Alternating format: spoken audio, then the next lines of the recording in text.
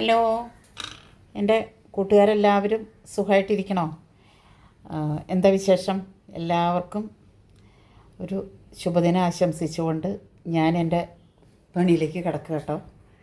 അപ്പോൾ നമുക്കിന്നേ ഞാൻ നോക്കിയപ്പോൾ എൻ്റെ കയ്യിൽ പച്ചരി കുറച്ചിരിപ്പുണ്ട്. പക്ഷേ എന്നാലും ഞാൻ ഈ വറുത്ത അരിപ്പൊടി കൊണ്ട് നമുക്ക് ഉണ്ടോ എങ്ങനെ പാലപ്പം ഒന്നുണ്ടാക്കി നോക്കാമെന്ന് ഓർത്തുകൊണ്ട് ഞാൻ കാലത്ത് ചിക്കൻ കറി വെച്ചു. അപ്പോൾ ചിക്കൻ കറി വെച്ച് കഴിഞ്ഞപ്പോൾ നമുക്ക് പാലപ്പം ഉണ്ടാക്കാൻ വേണ്ടി ഞാനിതൊരു 3 മണിക്കൂർ നേരമാണ് കേട്ടോ റെസ്റ്റ് ചെയ്ത് പൊങ്ങി വരാനായിട്ട് വെച്ചോളൂ. ഒരു ഗ്ലാസ് അരിപ്പൊടി, അരമുറി തേങ്ങയും, അല്പം ഒരു 3 ടേബിൾ സ്പൂൺ ചോറും, ഈസ്റ്റ് കൂടി അരച്ച് നന്നായിട്ട് അരച്ചെടുത്തു. പൊടിയും കൂടെ കൂടി അതിൻ്റെ കൂടെ അരച്ചു കേട്ടോ. പിന്നെ ചേർത്ത് തേങ്ങ കറി വയ്ക്കാൻ നേരത്ത് തേങ്ങാപ്പാൽ ഇച്ചിരി ബാക്കി ഉണ്ടായിരുന്നു. അപ്പോൾ ആ പാലും ഈസ്റ്റും 1 സ്പൂൺ പഞ്ചസാരയും കൂടെ ചേർത്ത് നന്നായിട്ടത് പൊങ്ങി വന്നിട്ടുണ്ട്. അപ്പോൾ നമുക്ക് വേണമെങ്കിൽ ഞാൻ ഇച്ചിരി തേങ്ങാപ്പാലും കൂടെ ഇവിടെ എടുത്ത് വച്ചിട്ടുണ്ടായിരുന്നു.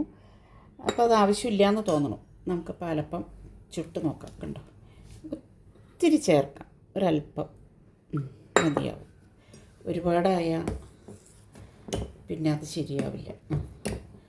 കണ്ടോ, അപ്പോൾ നമുക്ക് പാലപ്പം ചുട്ട് കഴിക്കാം കേട്ടോ. നോക്കട്ടെ. അപ്പോൾ നമ്മുടെ അപ്പം വെന്തിട്ടുണ്ട് കേട്ടോ. കണ്ടോ, സൂപ്പറായി. നമുക്കങ്ങനെ 2-3 എണ്ണം ചുട്ടെടുക്കാം.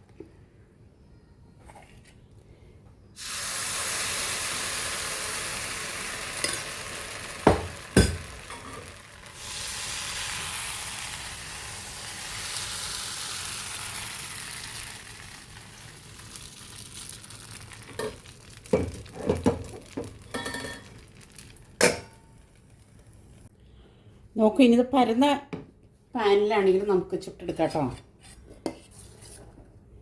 പരന്ന പാനിലാണെങ്കിലും നമുക്കത്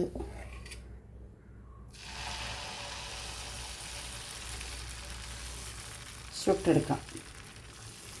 ഇനിയിപ്പോൾ പച്ചരി ഇല്ലയെന്ന് ഓർത്ത് ആരെങ്കിലും ഗസ്റ്റൊക്കെ വരുമ്പോൾ പച്ചരി ഇല്ലയെന്ന് ഓർത്ത് നിങ്ങൾ വിഷമിക്കൊന്നും വേണ്ട. ഇങ്ങനെ ഈ അരിപ്പൊടി ഇരിപ്പുണ്ടെങ്കിൽ കുറച്ച് അല്പം ഈസ്റ്റും തേങ്ങയും ഇച്ചിരി 1-2 സ്പൂൺ പഞ്ചസാരയൊക്കെ ചേർത്ത് നന്നായിട്ട് നമുക്ക് പെട്ടെന്ന് തന്നെ ഇത് 2 മണിക്കൂർ വെച്ചാൽ മതി. ഒന്ന് മിക്സിയിലൊന്ന് അടിക്കുക, അല്പം ചോറും ചേർത്ത് മിക്സിയിലടിച്ച് വെച്ചാൽ പെട്ടെന്ന് നമുക്കത് അപ്പം ചുട്ട് ഗസ്റ്റുകൾക്കൊക്കെ കൊടുക്കാം. അപ്പോൾ എൻ്റെ വീഡിയോ ഒക്കെ ഇഷ്ടപ്പെട്ട എല്ലാവരും ഷെയർ ചെയ്യുക, ലൈക്ക് ചെയ്യുക, എന്നെ സപ്പോർട്ട് ചെയ്യുക. സബ്സ്ക്രൈബ് ചെയ്യുമ്പോൾ അടിയിലുള്ള ബെല്ലൈക്കണും കൂടെ ഒന്ന് ഞെക്കുക. എന്നാലാണ് ഞാൻ ഇടുന്ന വീഡിയോ ഒക്കെ നിങ്ങൾക്ക് നോട്ടിഫിക്കേഷനായിട്ട് വരുള്ളൂ. ദേ അപ്പം കുഴിയൊക്കെ വന്നിട്ടുണ്ട്, കണ്ടോ, ഹോൾസ് വന്നേക്കണുണ്ടോ. നമുക്ക് മൂടി അടച്ചു വയ്ക്കാം. അപ്പോൾ ഇത്രയും അപ്പം കേട്ടോ ഞാൻ ചുടണുള്ളൂ. ബാക്കിയത്തെ ഞാനെടുത്ത് ഫ്രിഡ്ജിലേക്ക് എടുത്ത് വയ്ക്കും. നമുക്ക് ആവശ്യത്തിന് ചുട്ടാൽ മതിയല്ലോ.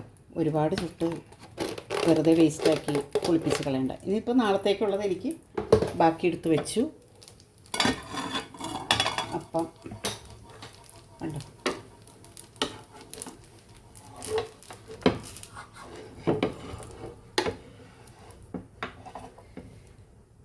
ഇവിടെ ഈ പാത്രം ഇരിക്കുന്ന കാരണം എനിക്കൊരു കൈപ്പാങ്ങില്ലാതെ